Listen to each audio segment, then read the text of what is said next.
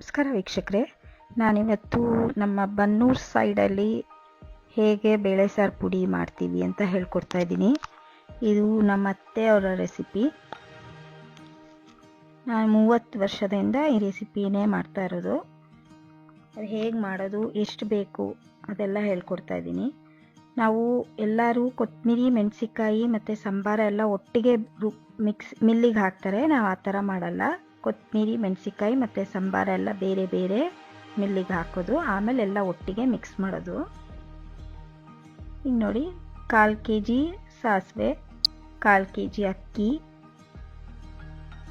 1/4 kg ಕಡಲೆಕಾಳು, 1/4 kg ಉದ್ದಿನಬೇಳೆ, 1/4 kg ಬೇಳೆ, 1/4 kg ಹೆಸರು ಕಾಳು, 300 ಗ್ರಾಮ್ ಜೀರಿಗೆ, 50 ಗ್ರಾಮ್ ಮೆಂತ್ಯ, 200 ಗ್ರಾಮ್ ಅರಿಶಿನ ಪುಡಿ, 1/4 kg ಮೆಣಸು, 1.5 kg ಕೊತ್ತಂಬರಿ, 1 kg ಗುಂಟೂರು, ಅರ್ಧ kg ಬಾಡಿಗೆ. ಇದಿಷ್ಟನ್ನು ಚೆನ್ನಾಗಿ 2 ದಿನ ಚೆನ್ನಾಗಿ ಬಿಸಿಲಲ್ಲಿ ಒಣಗಿಸ್ಕೋಬೇಕು. ಆಮೇಲೆ ಎಲ್ಲ ಸೆಪ್ರೇಟಾಗಿ ಸ್ವಲ್ಪನೇ ಹಾಕ್ಕೊಂಡು ಎಲ್ಲ ಇಂಗ್ರೀಡಿಯೆಂಟ್ಸ್ನು ಹುರ್ಕೋಬೇಕು. ಮೀಡಿಯಮ್ ಫ್ಲೇಮ್ ಮೇಲೆ ಹುರ್ಕೋಬೇಕು.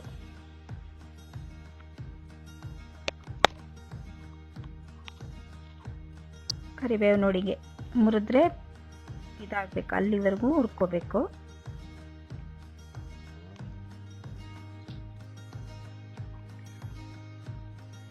ಈ ಮಸಾಲೆಗಳನ್ನೆಲ್ಲ ಒಂದೇ ಕಡೆ ಹಾಕೋತಾ ಇದ್ದೀನಿ ಹುರಿದ್ಬಿಟ್ಟು. ಕೊತ್ತಂಬರಿ ಬೇರೆ, ಮೆಣಸಿಕಾಯಿ ಬೇರೆ ಹಾಕೋಬೇಕು.